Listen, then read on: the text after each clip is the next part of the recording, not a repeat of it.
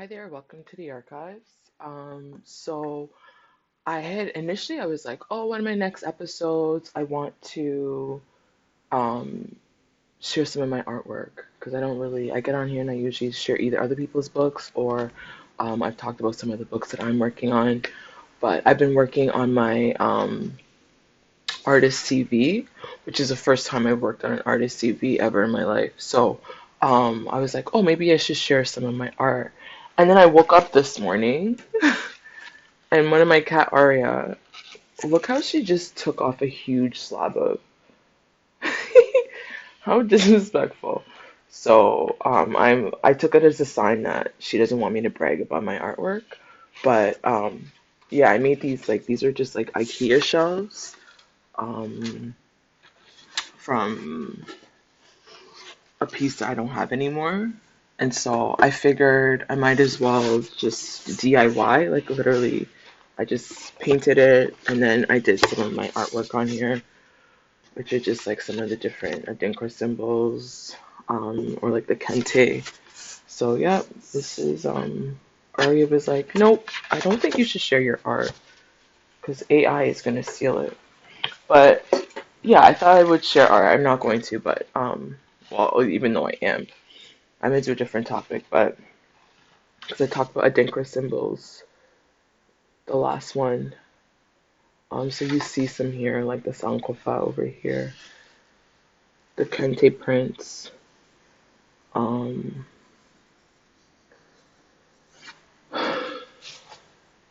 Four horns. Anyways, so instead I'm going to instead I'm gonna do a book share and talk about I'm still reading I finally started The Psychology of Money. So this is the next book on my reading list. I think I already explained what it was the last time I was here. Uh, I'm only on page 26. I'm just working on it. So I'm excited. I have to finish this one. I still have Peacocks of Instagram stories by Deepa that I need to read. And then I got an email today saying that um, there's a James Baldwin book I've been on wait for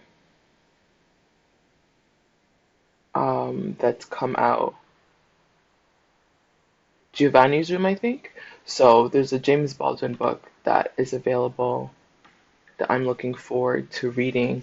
Um, And then I've also been, I don't know how many people striked yesterday. Today's October 9th. Yesterday was October 8th, Wednesday, October 8th. I saw there was a global strike for Palestine. I don't know how many people actually just made themselves useless. But I spent the day trying to catch up on warriors, queens, and intellectuals, 36 great women before 1400, the great courses. This is narrated, and the research is by Professor Joyce E. Salisbury. So there's a few I wanted to share this time. I think I've added a couple more. I started learning yesterday. I did five more. One, two, three, four, five, six. Six more. I started a seventh. But these women are incredible. Radegund basically helped to found a convent. So Radegund is initially from the Kingdom of Franks. The Franks were popular at this time. This is around the year um, 511. Apparently, the Romans fell, and the Kingdom of Franks, uh, which was in France, the Merovich, they basically had this thing of like dye, like you have to either they loved long hair. Men had to wear long hair, so um, they were either to dye or to cut their hair, and a lot of them were like, we're not cutting our hair. And so Radegund was actually born in, from my understanding, in the German region. Her father was king of Thuringians. So the Thuringians were defeated by the Franks, if I'm not mistaken. and Radegund was taken from Germany when her parents were basically brutally killed in front of her at 12 years old. She and her brother were taken, and the Catholics tried to intervene. And so they asked that she be sent to the north of France where she could be schooled by the Catholics. Around 381, the Romans became Catholic, and the Franks were initially pagans, right? They were initially pagans. More of them converted to Catholicism, and she was said to have been gentle and pious. More likely than anything, she was traumatized, right, from watching her family be and everybody, her people, be brutally massacred. We spoke earlier about Perpetua. Um, Perpetua is martyred by in the arena. She looked up to people like Perpetua, Radegund, and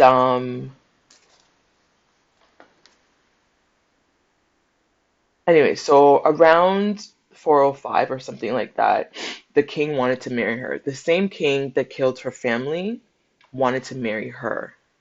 And she was like, I can't marry somebody who killed my father.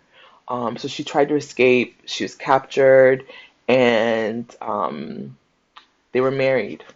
So she married a man that killed her people. They didn't get along, right? Who's gonna get along with somebody who killed their people? So she slept alone often. He slept with other wives and other concubines and stuff. Eventually, he had her brother killed, and that was like the final straw for her. She was like, no, my one surviving family member you just killed, I've had enough. And so she escaped. She ran off to the convent. She wanted the Pope at the time to consecrate her as a nun because she was married. It was a really hard thing to do. Plus, the king's army showed up, right? Um, Trying to take her. Eventually, they didn't. She was consecrated, from my understanding, and she ended up living in a monastery. Um, that was like a holy, and it was one of the. She died in 587. So basically, her life's work was to live a monastic life. She lived as a hermit when she left. And it's important to note that 2 years after she died, the nuns where she was staying, they rebelled, and some of them were saying that they had been sent there against her will. That's not what she wanted at all. Um, and so, yeah, I also learned about Aisha, and how Aisha helped shape Islam. And so it's talked about how in the year 610, near Mecca in Hira, Muhammad saw Angel Gabriel, right? And Muhammad was preaching the word of God, and he was kind of afraid to share some of the findings and what he was being revealed to him. So it says that he kept silent for about 3 years, just kind of starting to think through Islam. Um, and Islam means to submit to the will of God. The text they use in Islam is the Quran, and those who follow Islam are called Muslims. And so it says that Mecca was initially filled with pagans. Again, we talk about like witchcraft and all of that stuff here. It also existed during all of those times, right? So it says that the Mecca was originally filled with pagans, and Muhammad came along, was married to his first wife, who was Khadija. Khadija lived from 555 to 620, apparently. Muhammad and Khadija were married for 25 years, is what Joyce says. They had about 6 to 8 kids. Khadija supported him. She helped him to build Islam, and then Khadija died. Um, Muhammad is said to have married altogether around 13 wives. Two of them apparently were concubines. Um, One was a widow. One apparently was a Jewish woman. One was a Coptic Christian from Egypt. And one was said to be a virgin. And the virgin is said to be Aisha. And again, this is what Dr. Salisbury says here.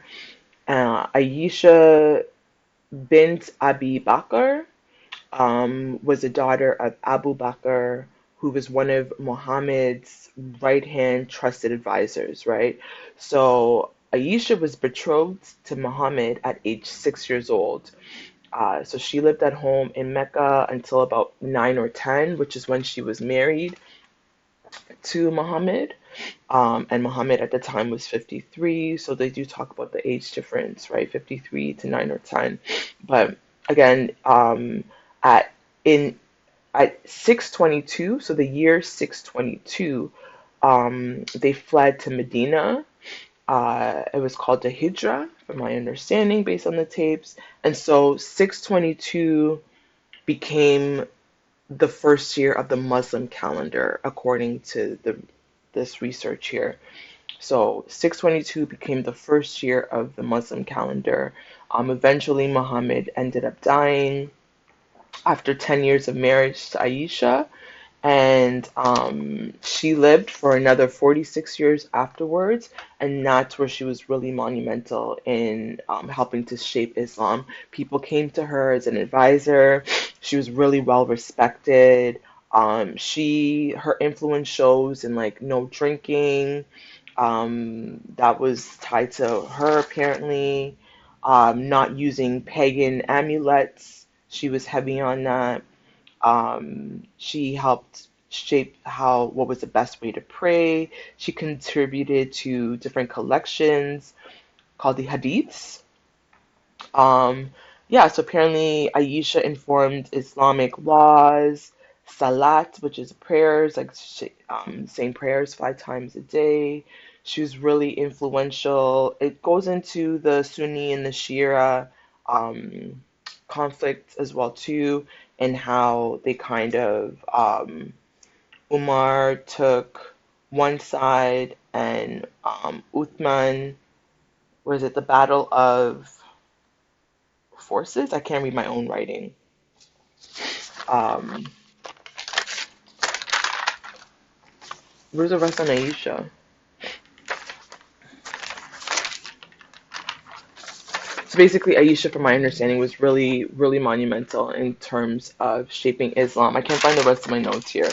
Um, but yeah, don't forget about Aisha. Really powerful. I believe she ended up also going to war during this battle between the Sunnis and the Shias. Um, and how each interpreted it is also different based on this timeline as well too, right? Again, I'm not Muslim. I'm not trying to tell Muslims about their own religion, but this is some of the information that I did get. So I'm just going to share those two for now because literally I don't know where the rest of the notes are. Um, there's a few more that I do want to share, so I might get into the ones I watched yesterday, and I'll share them. But I have to return to the rest of it because I still have a whole lot to catch up on. So, yeah. Until next time.